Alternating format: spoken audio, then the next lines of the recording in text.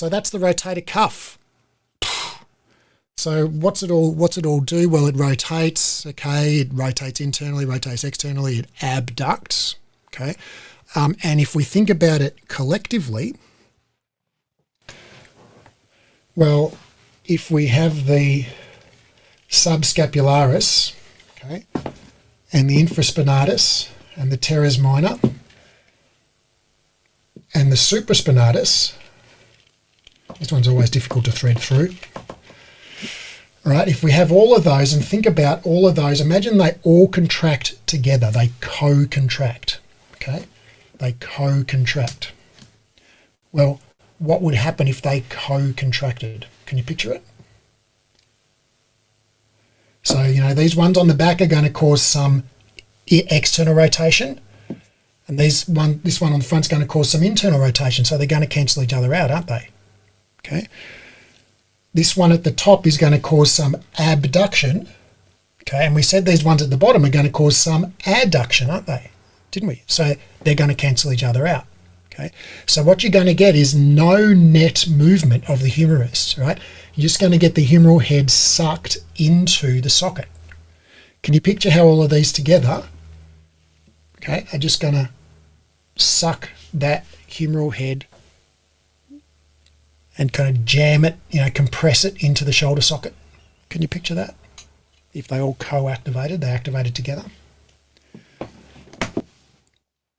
Well, that's in fact what happens.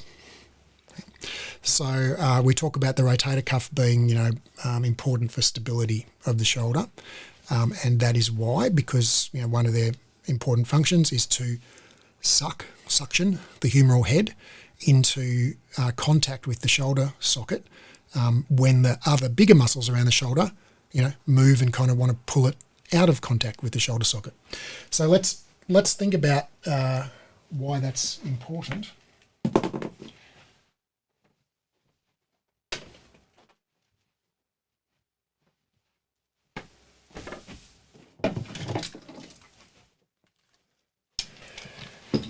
I'm really getting into these little plastic skeleton models. All right, so this is a muscle called this. Believe it or not, it looks like crap because it's just literally made with gaffer tape and a bit of old flex band that I cut up with a pair of scissors. Okay, but it's actually an anatomically accurate model of pectoralis major. Yes, the origins and insertions are all correct on this one. Okay, so the pectoralis major is a massive muscle. It inserts on the inner half of the collarbone, all the way down the full length of the sternum, and it actually doesn't wrap onto the ribs here like I've got it here. It inserts into the abdominal fascia, right? So it sort of connects in with the abdominals, but obviously this skeleton doesn't have any abdominal fascia, so I had to hook it onto the bottom of the ribs. But the position there is the same, that is the correct position for that insertion of pectoralis major. And then you can see it kind of folds over on itself, okay?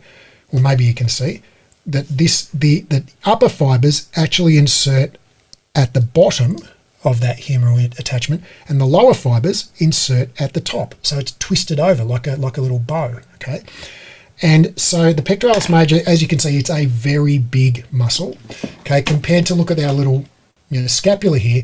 Imagine the infraspinatus on the back there, okay? It's probably, you know, about the size of my thumb.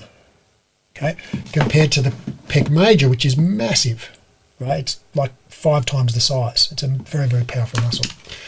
Right, so when the pectoralis major contracts, okay, look what happens to the humeral head. It levers it forwards, okay? Or depending on where the arm is, it can lever it backwards.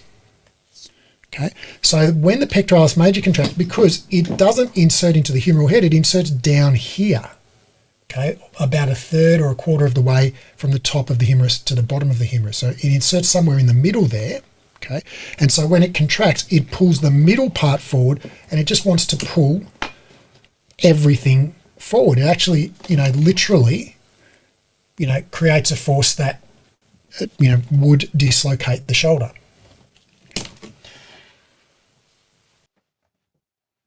But of course, it doesn't dislocate the shoulder. You know, every time you do a push-up, your shoulder doesn't dislocate, I hope. And that's because the the rotator cuff, all four of them, every time you contract your pec, all four of them co-activate, okay, to suck that humeral head into the shoulder socket, right? So anytime you activate your pec, okay, you also activate all of your rotator cuff muscles in order to not dislocate your own shoulder. Does that make sense?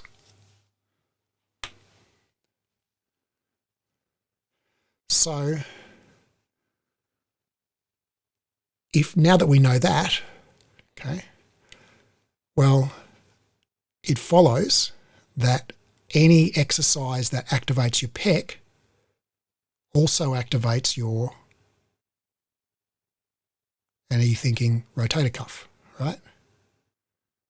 Okay, because anytime you activate your pec, if you don't activate all of your rotator cuff muscles, you're going to dislocate your own shoulder. So, of course, you have to activate your rotator cuff every time you activate your pec. Now, if you activate your pec major twice as strongly, it's going to want to dislocate your shoulder twice as hard, right?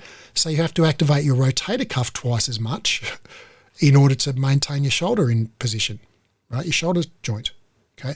So at any exercise that works your pec, works your rotator cuff, and the more it works your pec, the more it works your rotator cuff.